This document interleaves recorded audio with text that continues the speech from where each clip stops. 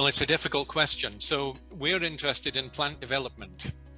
We work on how plants develop from seed to adult. And in plants, that's very much controlled by the environment. They constantly detect and respond to environmental cues. And we've been interested in how plants decide when to flower.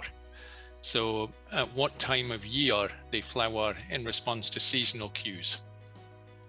So probably our best known discovery is how plants detect day length, how they can tell the difference between a long day of spring and a short day of winter, and how they use that information to induce the development of flowers in the spring. So we showed how plants measure day length in the leaves and how they activate the expression of a signal in the leaves that induces floral development at the apex of the plant. So maybe that's our most exciting discovery.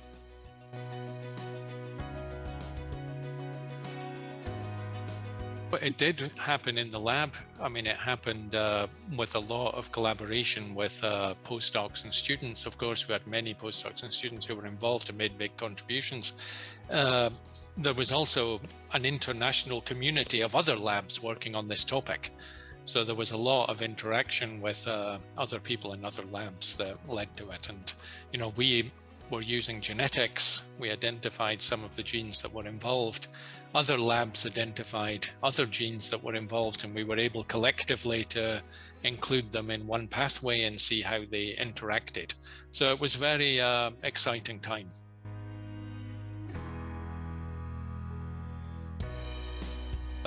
The context is very important. I mean, I'm not sure about the country because, you know, science is a very international subject. Often in any country, you have many nationalities working in a single lab, contributing to solving a problem. So in general, I think if the other things are in place, the country is not so important. But I think the context is important. I mean, for a lot of science, you need good infrastructure. Particularly modern science, you know, you need good equipment, you need the ability to grow your experimental organisms, you need, you know, good labs and equipment. In our case, glass houses are very important, controlled environment rooms where we can grow our plants. So, you know, infrastructure is critical, and you don't find that everywhere. And I think also good colleagues are very important. Because, I mean, some people do things in isolation, but it's very rare. Usually you're discussing with people, you're discussing with your colleagues in the institute or in the university department. And, you know, that's also very important. So, and of course, funds for doing science. You need funds to do experiments. And a lot of modern experiments are very expensive. So I guess you need infrastructure, colleagues, and funds. And if you have those, then you can do science anywhere.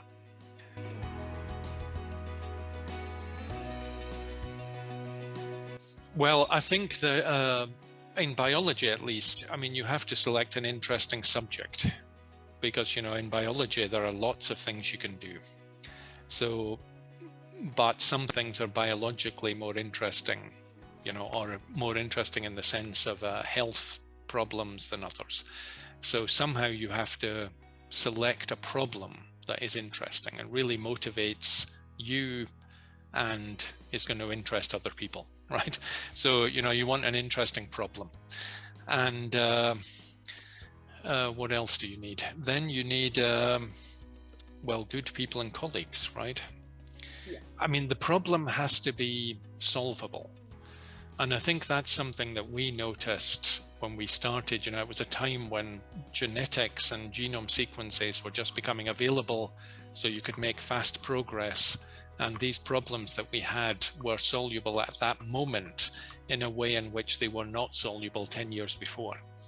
So, you know, you need that issue of it being interesting but tractable, because there are perhaps many biological problems that are interesting and important, but, you know, if you don't have the technology or the methods to solve them, then you can't make progress. So I think the art is in identifying an interesting problem that is at that moment soluble.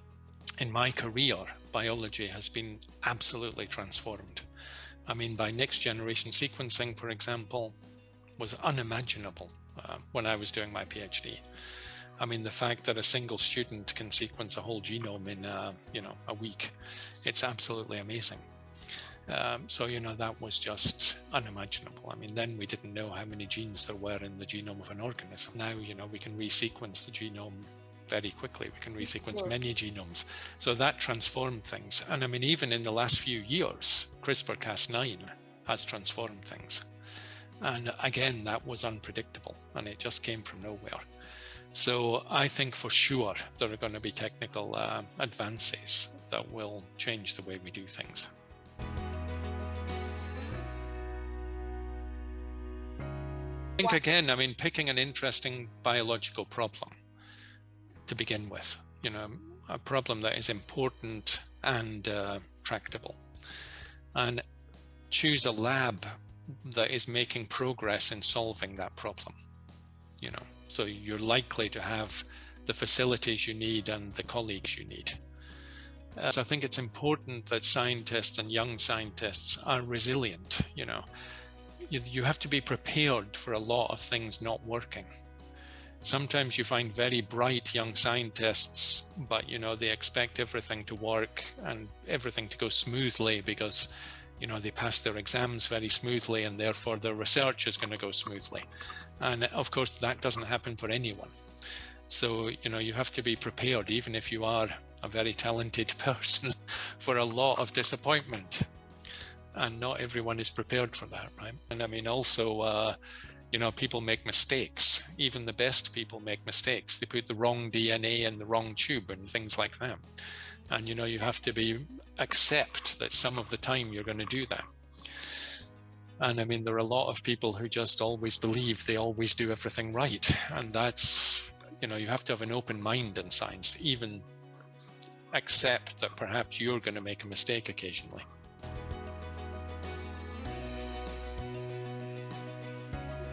I mean, I think that one should always publish good papers, but, that doesn't mean that they need to be in the highest impact journals or, to make big breakthroughs. I think they should be well done.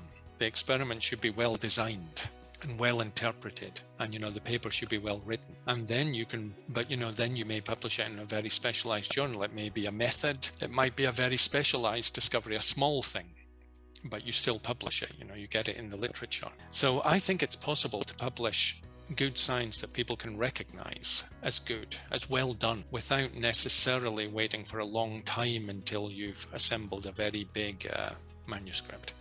Now a lot of people publish a lot of information as supplementary data, and sometimes that supplementary data could be published as a more specialized paper, or it could have been published within 1 or 2 years of the person starting, and it would not have affected the publication of the big paper later, because in the end it was going to appear as supplementary information anyway. So I think there's an issue about taking the time to write things up and to publish things in a timely way, and not necessarily worrying until you can publish in the very highest impact journals. But of course, eventually one would like to publish those high impact papers as well. So I think that there is an issue where, good science doesn't necessarily only mean science published in the very highest profile places. I mean, they can have important information in them. They may be very detailed, but they have detailed information that could be very important for your project. So, I mean, in very detailed plant journals, for example, you often find very interesting discoveries that help your work. But, they may not be published in Nature or Cell, but they're still, important in your field. And the experiments are well done and well interpreted. So, the science is good. It's just more detailed than one of these high impact journals is going to accept.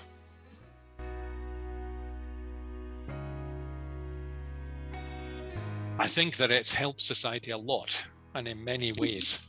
I think, fundamental discoveries lead to things that are useful. So, you have people who are, just think about molecular biology. You had people trying to work out the genetic code in E. coli. Sounds like a very specialized problem. But, it's opened up the whole of molecular biology, has had such an impact in health problems and identifying SNPs and important genes and so on and so forth. So, I mean, I think fundamental discoveries can be later applied.